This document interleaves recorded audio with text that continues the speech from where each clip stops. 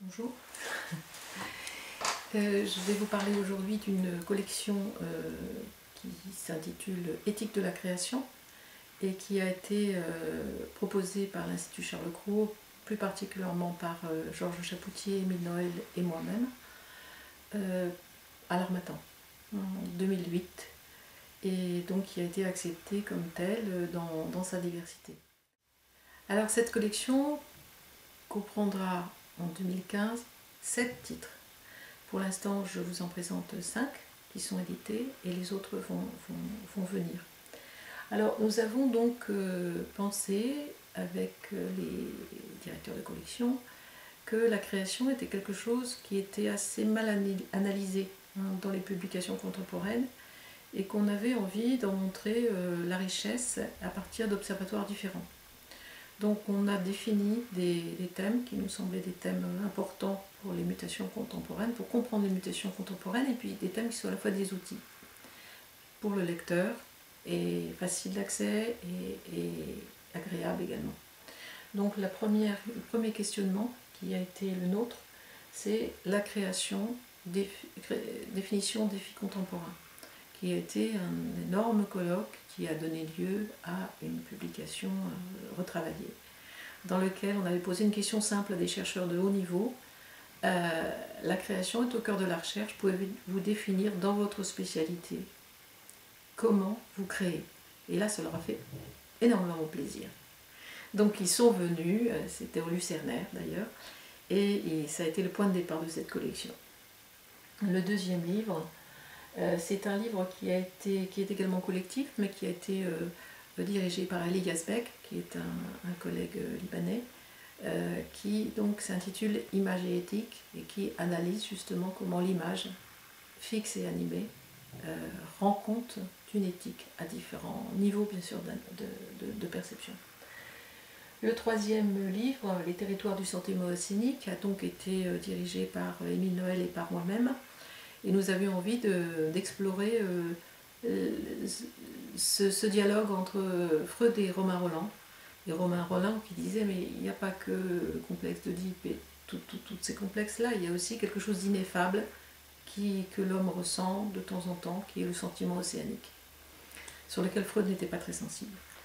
Et là, nous avons exploré avec aussi des grands spécialistes ce sentiment océanique, le sentiment modifié de conscience qu'on appelle, donc entre le chamanisme, les états modifiés de conscience, etc. Le quatrième livre, c'est Savoir de frontières, qui se retrouve aussi dans la collaboration avec Eli Yazbek, avec le Liban, qui était comment on peut travailler une frontière dans une expression. C'est-à-dire qu'on a l'habitude de dire que le savoir est sans frontières, qui est, à mon avis, totalement faux. Mais pourquoi pas, c'est une utopie. Mais ce qui est intéressant pour nous, les chercheurs, et puis même pour le public, c'est d'apprivoiser les frontières, c'est de voir qu'elles sont mouvantes, c'est de voir comment on peut les faire jouer entre l'image, entre le texte, entre l'oralité. Et donc là aussi, il y a eu quelque chose qui s'est mis en œuvre à Beyrouth, c'était une rencontre exceptionnelle. Et le livre a été préfacé par Kenneth White, qui est un grand poète et travailleur justement sur l'imaginaire de la frontière et du voyage. Le livre le plus récent est donc Éthique du goût, dont je viens de vous parler. Et le prochain a été réalisé à Tunis, dans une rencontre aussi assez exceptionnelle qui s'intitule Ressources de la créativité. Et donc on a mis ensemble des expériences créatives, aussi bien sur le territoire, sur le design, sur l'éthique, de gens qui veulent changer le monde, mais par petites touches, sur des propositions discrètes, et qui justement ont intériorisé cette nécessité d'améliorer quelque chose.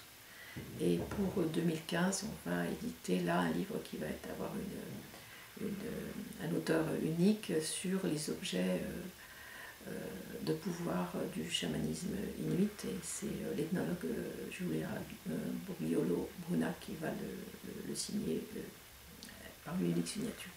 Donc vous voyez, il y a à la fois un mouvement qui est vaste, qui associe des gens qui se trouvent des préoccupations communes, mais qui ont des observatoires différents toujours.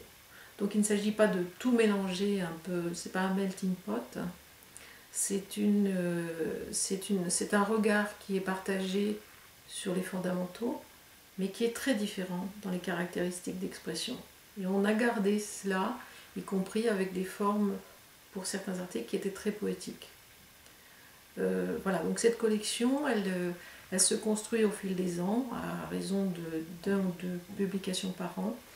Et ça nous rend très heureux parce que justement, on rencontre avec nos questionnements, avec la proposition de questionnement qui est la nôtre, de plus en plus d'écoute de la part des auteurs et des penseurs contemporains.